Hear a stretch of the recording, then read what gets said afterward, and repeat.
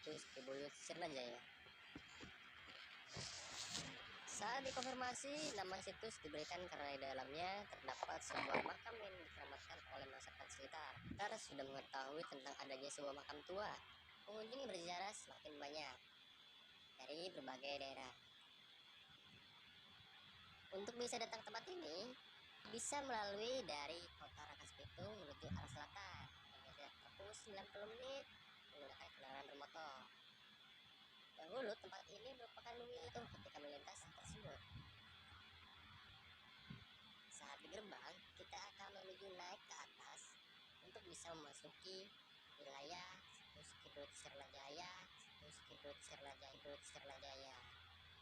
Yang pertama, saat kita pertama kali masuk, kita akan melihat sebuah makam, yaitu makam Jaya Sampurna. Setelah itu, sebelah kirinya kita akan melihat sebuah bangunan yang berisi sebuah makam, yaitu makam dari Syekh Singkum. Diyakini pula tidak hanya terdapat makam-makam dari para syekh, namun ada juga makam dari warga yang pernah tinggal di tempat itu.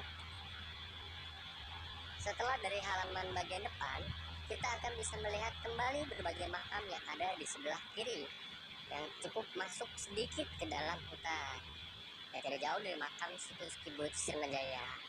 Makam-makam tersebut juga dianggap sebagai santri atau pendamping yang memiliki status di bawah dari 3 makam yang sudah dibangun.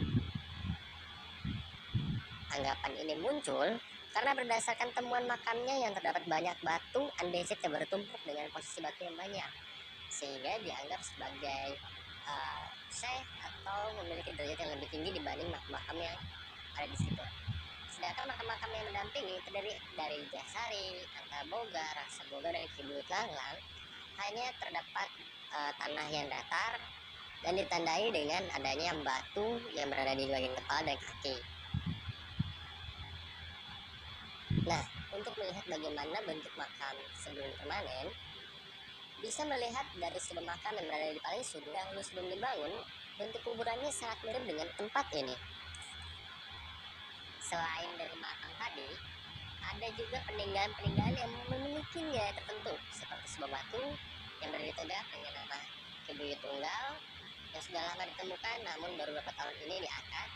Selain itu ada pula batu yang memiliki bentuk segitiga mirip dengan batu yang digunakan pada masa purba. Memiliki bentuk segitiga atas dengan posisi bawahnya nyaris bulat, serta pinggirannya segitiganya yang halus, membuat kita penasaran apakah batu tersebut merupakan batu biasa atau batu bekas dari campur tangan manusia sehingga bisa menghasilkan bentuk batu tersebut. Dan sekarang sayangnya sudah dialihfungsikan sebagai penanda dari sebuah kuburan yang berasal dari sebuah wangsit seseorang. Terakhir, kita akan melihat sebuah batu panjang yang besar disimpan dalam bangunan tempat Kibuyut Sirnajaya beserta sesi mana beristirahat dengan posisi berdiri di salah satu ruangan, karena bangunan yang terdapat Kibuyut Sirnajaya memiliki 3 ruangan, yaitu ruangan untuk beribadah atau sholat, kedua ruangan tempat dikuburnya juru pelihara yang dulu pernah merawat tempat ini, serta di dalam juga terdapat batu yang tersimpan dalam posisi berdiri. Dan yang terakhir, berada di ruangan paling tengah adalah makam dari Syekh Sirnajaya dan Siti Amanah. Batu tugu atau batu tunggal, batu segitiga, dan batu yang tersimpan dalam satu ruangan itu bukanlah sebuah kuburan atau makam, tapi hanya sebuah peninggalan yang mungkin berasal dari masa lalu dan dianggap sebagai perkakas zaman baheula yang ada di tempat itu.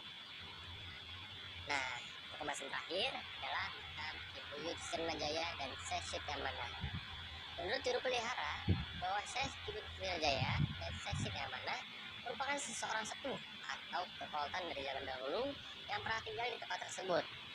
Tetapi, menurut informasi lain, bahwa tempat tersebut bukanlah makam atau kuburan, melainkan kayak sebuah petilasan.